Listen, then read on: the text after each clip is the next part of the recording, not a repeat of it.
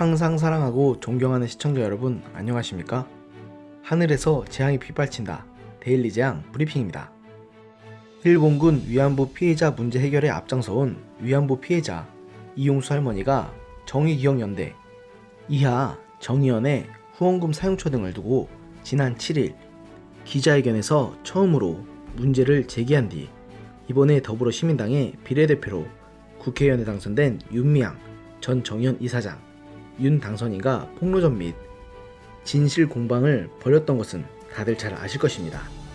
이용수 할머니가 폭로한 내용은 많은 사람들이 충분히 충격을 받을 만한 내용이었고, 그 과정에서 윤 당선인은 전혀 자신은 잘못한 게 없다는 식으로 일관하며 버텨왔는데요. 그런데 이런 와중에 윤 당선인이 이용수 할머니와 만났다고 합니다. 윤 당선인은 19일 밤 8시 50분께 이용수 할머니가 머물고 있는 대구의 한 호텔을 찾아가 5분가량 이 할머니를 만났다고 하는데요. 이 자리에서 윤 당선인은 이용수 할머니 앞에서 무릎을 꿇은 채 죄송하다고 말하며 용서를 구했고, 이용수 할머니가 그런 윤 당선인을 안아줬다고 합니다. 이 때문에 일부 언론에서는 이용수 할머니가 윤 당선인을 용서했다느니 윤 당선인과 화해했다느냐는 축출성 보도를 쏟아내기 시작했습니다. 그러나 이용수 할머니는 20일 대구의 한 카페에서 한겨레와 인터뷰를 가지고서는 윤 당선인이 와서 무릎을 꿇고 용서를 비는데 대체 무슨 용서를 비는지 저는 분간하지 못했다. 그래도 30년을 같이 했는데 얼굴이 헬쓱해서 안 됐길래 손을 잡아 의자에 앉으라고 했다. 기자들이 용서를 해줬다고 하는데 그런 것은 아무것도 없다고 말했습니다. 그러면서 이 할머니는 다른 것은 법에서 다 심판할 것이고 내가 조만간에 며칠 내로 기자회견 할 테니 그때 오라는 말만 했다고 덧붙였습니다. 윤 당선자가 정의연 이사장을 맡았을 때 개인 계좌로 후원금을 모은 사실 등을 두고 정의연의 회계 처리와 관련한 의혹이 번지는 가운데 이 대목을 수사를 통해 밝혀야 한다고 한 것입니다. 앞서 7일 수요집회 등을 비판하는 기자회견을 한 뒤 이 할머니는 심적 부담에 시달리며 거처로 온 것으로 알려졌습니다.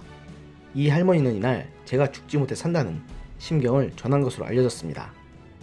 그럼 이용수 할머니가 윤 당선인을 안아줬던 것은 대체 뭔가에 대한 의문이 남는데요. 이에 대해서 이용수 할머니는 윤 당선인이 와서 한 번 안아달라고 하길래 한 번 안아줬다. 그러니까 늙은이 마음이 또 그렇지 않고 하니까 한 번 안아주니까 눈물이 쏟아지더라.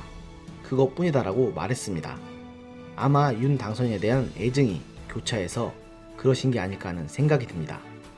실제로 당시 상황을 잘 아는 한 관계자는 할머니가 윤 당선자에게 내가 사과할 게 뭐가 있고 내가 용서할 게 무엇이 있느냐, 어차피 여기까지 와버렸다고 말했다고 증언했다고 합니다. 또 이 만남은 윤 당선자가 이 할머니 쪽에 연락을 하지 않은 채 숙소를 찾아와 갑작스레 이루어진 만남이라고 하는데요. 윤 당선인은 정의연 활동 등 논란이 불거진 뒤 할머니와 여러 차례 만남을 시도했으나 불발됐던 것으로 알려져 있습니다. 이용수 할머니를 잘 아는 또 다른 관계자는 당신께서도 생각을 정리할 시간이 필요했던 것 같다. 오랫동안 마음에 담고 살았던 이야기를 하신 것이어서 쉽게 갈등을 풀고 말고 할 일은 아니다라고 말했습니다.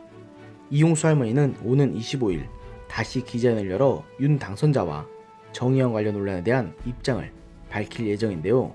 여기서 이용수 할머니가 또 어떤 말씀하실지 기추가 주목됩니다. 그러나 이용수 할머니의 인터뷰를 보면 결국 윤 당선인은 이용수 할머니에게 진심으로 용서를 구한 게 아닌 게 됩니다. 좀 있으면 국회의원 임기가 개시되니까 그저 이런 쇼 몇 번쯤 하면 사람들이 윤 당선인에 대한 논란을 잊거나 은근슬쩍 용서할 것이라고 착각하는 것 같습니다. 하지만 이번 일은 그런 식으로 대충 유야무야하게는 너무 멀리 와버렸습니다. 정의연을 비롯한 위안부 관련 시민단체들은 이번 일을 계기로 위안부 할머니들의 이름을 팔아서 돈을 받아 챙긴 후 그 돈을 자기들끼리 나눠 먹으며 호의호식한 천하의 악당들이었음을 이미 만천하에 드러났기 때문입니다. 게다가 지난 2008년에 별세하신 신미자 할머니가 생전에 저들의 만행을 고발했던 것이 다시 빛을 보는 등 정의연이라는 단체의 가면이 벗겨진 이상 그들을 기다리는 것은 오로지 파멸뿐이라고 보입니다. 그리고 그런 사람들을 저런 쇼 한 번 했다고 용서해주는 것도 결코 정의에 부합하는 일은 아닐 것입니다. 오늘의 영상은 여기까지였습니다. 들어주셔서 감사합니다.